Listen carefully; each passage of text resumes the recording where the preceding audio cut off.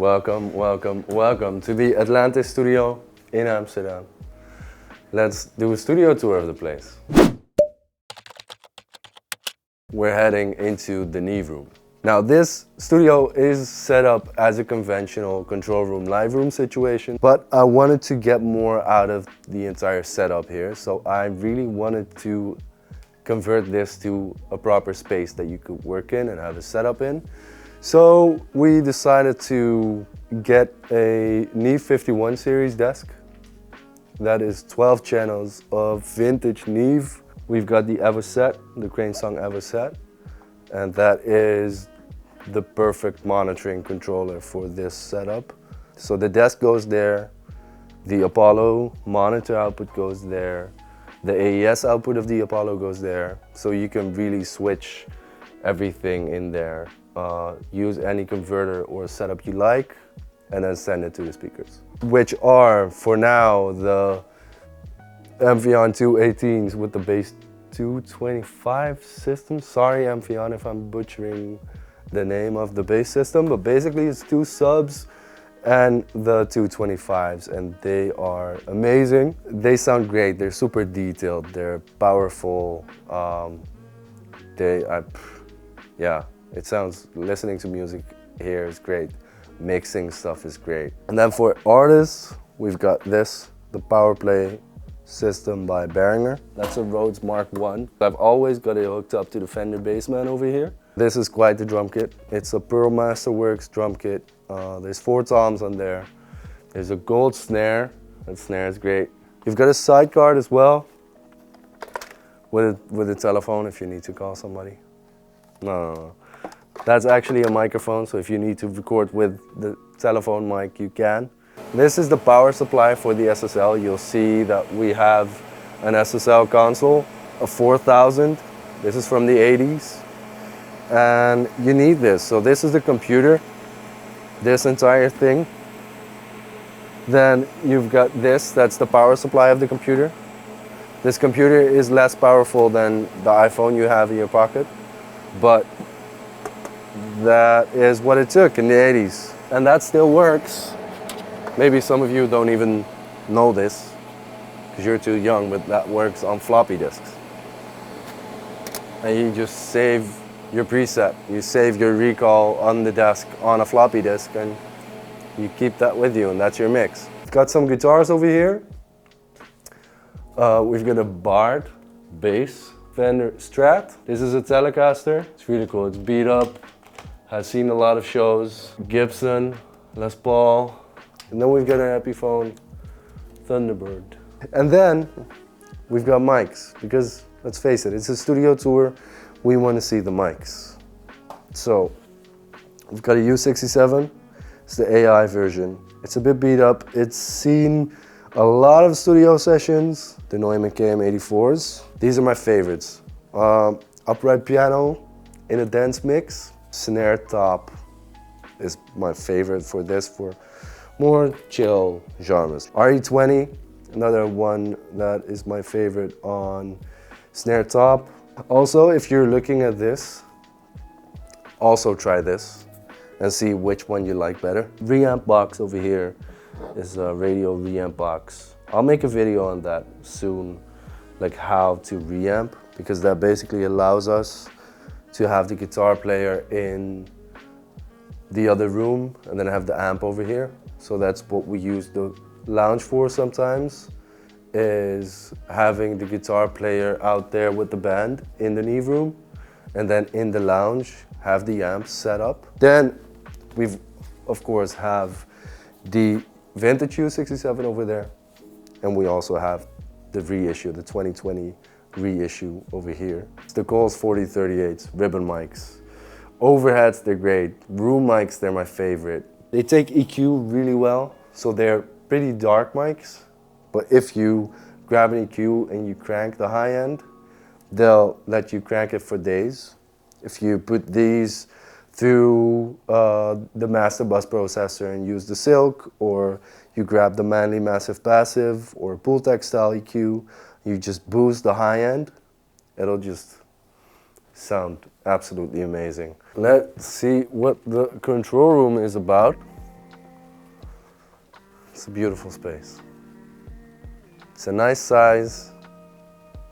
It's got nice wooden finishes. It is just, it is amazing. All the wood is from a monastery and it's over 100 years old, maybe 120. All those slats over there, from here you can really nicely see it. And the ceiling as well, that is all the same wood from the monastery. The glass, this is one of the nicest features of the studio. It does not have a threshold. It feels like it's one long room. We've got an amazing desk that I customized about two and a half years ago. It is an SSL 4000 G and E. So we've got 32 E channels. I've got a G computer and it has all the bits of a G and an E. The patch bay is a G series and they basically took two desks and made it one. So I decided when COVID hit that we were going to chop it in half, get rid of one bucket, so 8 channels I got out of the way, and put a rack in the middle and actually have it set as it is right now. And that is just amazing because I've got the Neve master bus processor and the Mandy Massive Passive in the middle. If I need to do some mastering or master bus stuff on a mix on the desk. And we've got the lexicon built in over there. That is automatically normaled from auxiliaries 1 and 2. So if I turn something on auxiliary 1 or 2 on any channel, it goes to the lexicon over there. Got the DC electronic clarity stereo built in to the desk. I've got it routed to one of the AES outputs of the Apollos. You've got Apollo 16s here as well by Universal Audio. And that way I can just mirror that with my output 1 and 2, and everything that's coming from Pro Tools is just showing up over there. So that's really great. Everything is connected with one Thunderbolt cable. So you can connect to the entire setup with that one Thunderbolt cable. We've got PMC 226s. I spent a lot of time figuring out which monitors were the best option on this meter bridge, and I landed with the PMC 226s. Army ADI2 Pro FS, they're really great mastering grade converters. And then this thing, the Tube Drive by Singular Audio, I just got that. It's like their take on the Culture Vulture by Thermionic Culture. So it's a tube saturation distortion unit. That's really cool. That was something I was missing in recording and mixing sessions. Then I've got my Willet microphone corner over here. So if you need a lo-fi telephone mic, let me know. I've got the karaoke mic, the baby phone, the woofer. And then this thing over here, the giant diffuser. Such a big feature of this control room. You can see that there's actual diffusers inside the diffuser. If you look at that as well, the roof, the ceiling, that is like in a design, like it's sort of a compression, expansion, compression ceiling. And then with the diffuser here in the back, tying all that together. You must think, like, there's glass over here, and then there's, you thought this was a soft side, but because that is glass, they made this a wooden panel as well. That is Juno's spot. He's always sleeping here. A studio dog is the best investment you can do. Last thing I'm going to show you, and then we're done with this studio tour. You see all of this cabling over here underneath the SSL. That's right underneath the patch bay. And then with all of that cabling that needs to go to the power supply, that needs to go to the Apollos, to everywhere in the studio, you need to run that under the floor because you don't see that laying out on the floor, right? So we've got trenches over here, so that's solid, that's hollow. think that is it for this studio tour. Thanks for watching. I hope you liked it.